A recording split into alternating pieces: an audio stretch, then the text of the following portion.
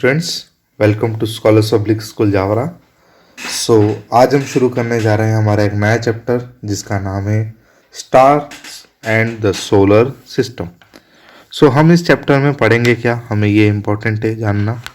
सो हम इस चैप्टर में जानेंगे हमारे स्टार्स के बारे में, साथ ही साथ सोलर सिस्टम के बारे में। ठीक है। सो बेसिकली पहले हम इसका जनरल इंट्रोडक्शन ले लेते हैं कि हम इस चैप्टर में पढ़ने क्या वाले हैं। तो सबसे पहली बात, हम इस चैप्टर में पढ़ेंगे मून के बारे में कि मून क्या होता है। ठीक है। साथ ही साथ हम पढ़ेंगे स्टार्स के बारे में, कॉन्स्टलेशंस के बारे में और सोलर सिस्टम के बारे में। ठीक है। अब इसका मतलब क्या होगा, तो जैसे हम लोग रात के टाइम पे आसमान में देखते हैं, सो हमें नाइट स्काई दिखता है जिसके अंदर हमें तारे दिखते हैं, हमें मून दिखता है। ठीक है। और बहुत सारी चीज़ें ट्विंकल करती हुई, मतलब चमकती हुई, हमें बहुत सारे ऑब्जेक्ट्स हमें रात के टाइम पे दिखते हैं। अब ये सारी चीज़ें हैं क्या और ये कैसे हुई, ये क्या है, हमें इनको जानना बहुत इम्पोर्टेंट है। साथ ही साथ अगर हमें स्पेस के बारे में ज़्यादा जानकारियाँ मिलती हैं, सो हमें और क्यूरस हो जाते हैं हम कि स्पेस कितना वास्ट है, जो हमारा यूनिवर्स है वो कितना बड़ा है।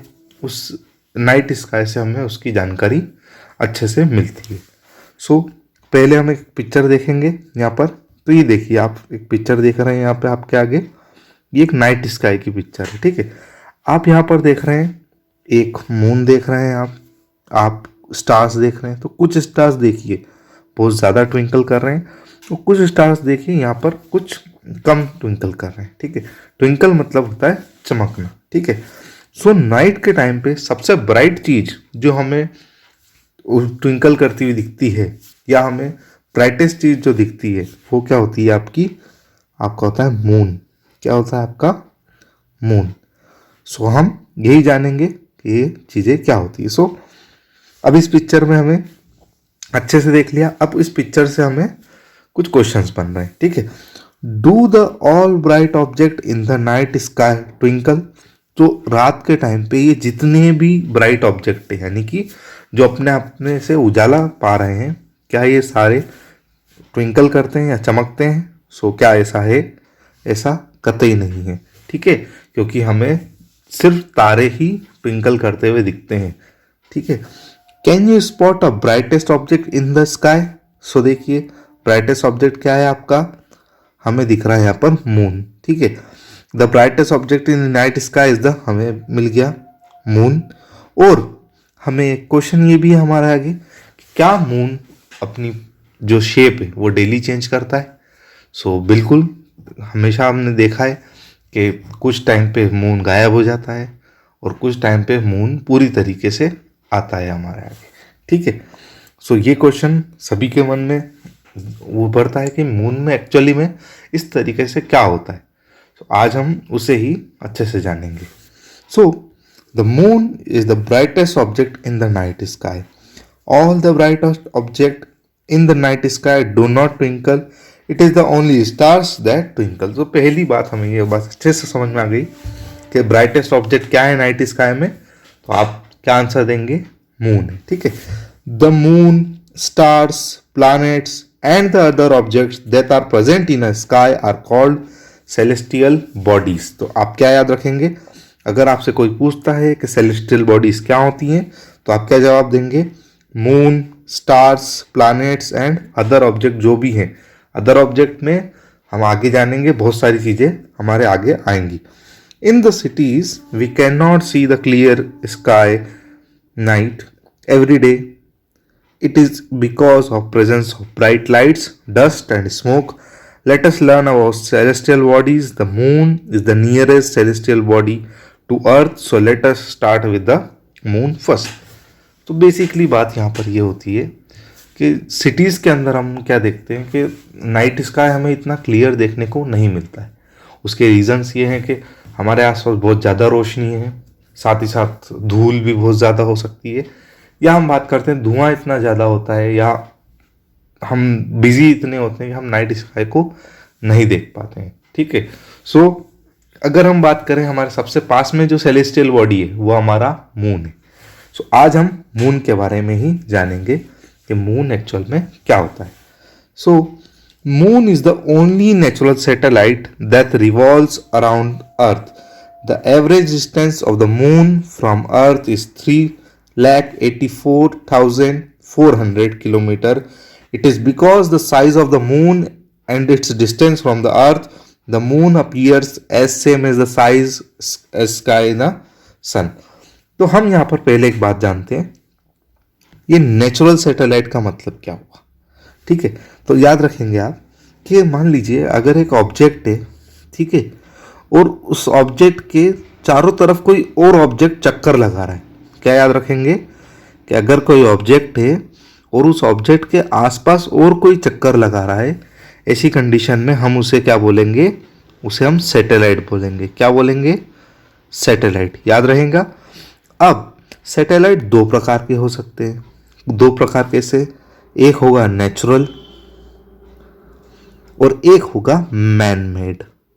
ठीक है, मैन मेड का मतलब क्या, जो हम खुद बनाते हों. जैसे अगर हम बात करें, आप लोगों ने नाम सुना है चंद्रयान का, या हम बात करें कि आर्यभट्ट सैटेलाइट. तो सैटेलाइट नेचुरल सैटेलाइट, और अगर हम बात करें मैन मेड सैटेलाइट, जो कि इंसान के द्वारा बना के आसमान में भेजी गई, जो कि हमारे बहुत सारे काम में आती है. जो आप जीपीएस देखते हैं अपने आसपास, आप जब कहीं भी जाते हैं तो जीपीएस का यूज़ करते हैं डायरेक्शन देखने में. वो क्या काम आता है, तो वो आपके सैटेलाइट के थ्रू ही काम करता है. ठीक है, आप जो टीवी देखते हैं वो भी एक सैटेलाइट के थ्रू ही काम कर रही है. ठीक है, सो ये मैन मेड सैटेलाइट हो गई. और अगर नेचुरल सैटेलाइट की, यानी कि जो नेचर की तरफ से है, यानी कि वो एग्जिस्टिंग हमेशा से रही है.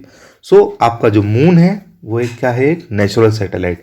यानी कि मून आपके क्या कर रहा है, अर्थ के चक्कर लगा रहा है. ठीक है, कितने दिन में चक्कर लगा लेता है, तो आप याद रखेंगे 27 डेज में ये चक्कर लगा लेता है. ठीक है, अब बात ये होती है कि सन और मून, इन दोनों की साइज तो बहुत छोटी, मतलब एक कंपैरिजन में बहुत सन बड़ा है और हमारी अर्थ छोटी है और मून भी छोटा है. तो ऐसी कंडीशन में क्या होता है कि इस डिस्टेंस की वजह से ही, जो अर्थ और सन के बीच में जो डिस्टेंस है, वो अर्थ और मून की में जो डिस्टेंस है, इसी वजह से हमें मून और सन बराबर दिखते हैं. ठीक है, ये बात आप लोग ध्यान रखेंगे.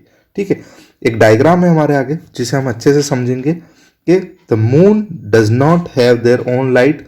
The light from the sun get reflected by the moon surface and comes to us.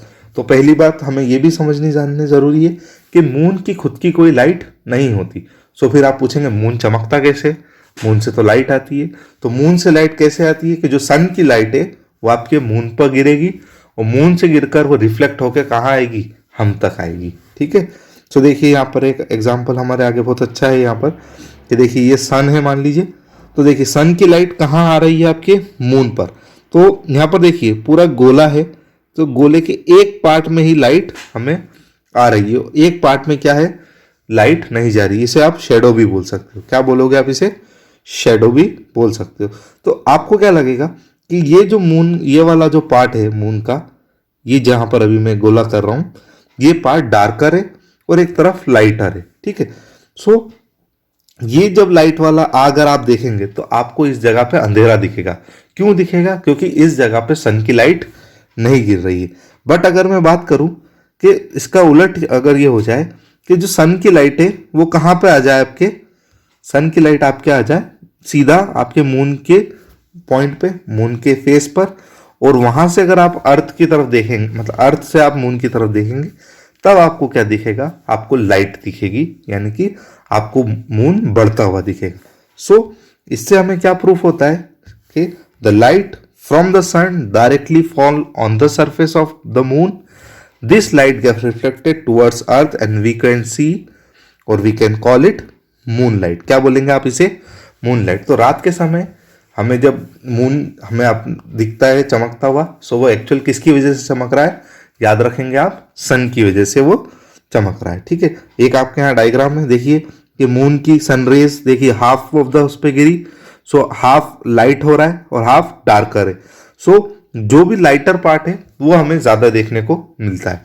Half of the moon is always light up by the sun as the moon orbits earth we see different part of lighted area. तो देखिए एक बात ध्यान रखिएगा यहाँ पर कि अगर मैं बोलूँ कि जो आपकी अर्थ सन है, मतलब सन है, सन के आसपास आपकी अर्थ घूम रही है, वो अर्थ के आसपास ही क्या घूम रहा है, मून। यानी कि आप समझिए सन के अराउंड घूम रही है अर्थ और अर्थ के अराउंड घूम रहा है आपका moon.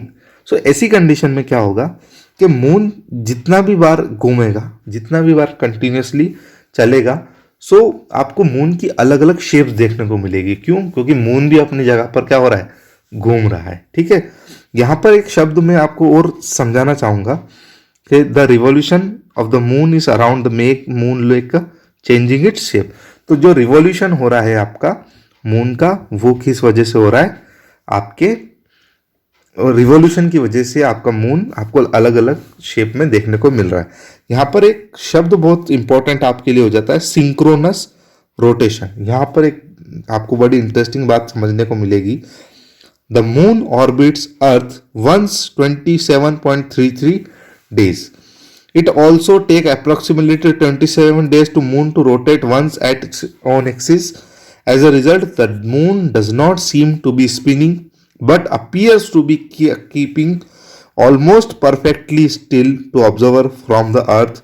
Scientists call this synchronous rotation. तो देखिए कंडीशन क्या है कि आपको पता है कि लूनर साइकिल कितने टाइम में कंप्लीट होती है, एक महीना हमें पता है 30 दिन में या 31 दिन में कंप्लीट हो जाता है। ठीक है, यहाँ पर क्या बात होती है, अगर आपने लूनर मंथ का नाम सुना हो, लूनर मंथ क्या होता है, 28 डेज का होता है या 27 डेज का भी हम बोल सकते हैं उसे।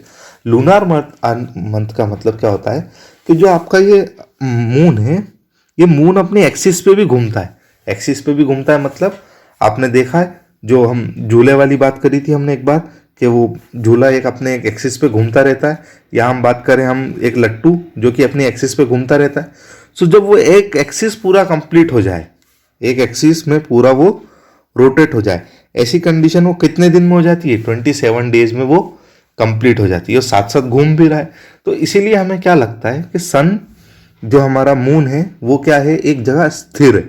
स्थिर का मतलब एक जगह पर रुका हुआ है, हमें लगता है ऐसा है, बट वो अपनी जगह पे मूव कर रहा है, बट वो हमें क्या लग रहा है, रुका हुआ है। ऐसी कंडीशन को हम क्या बोलते हैं, सिंक्रोनस रोटेशन। यानी कि आपका जो देखने वाला है उसके हिसाब से वो रुका हुआ है बट वो चल रहा है, इसे आप सिंक्रोनस बोलेंगे।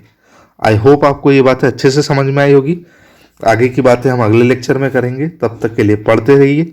Thank you so much, God bless you all.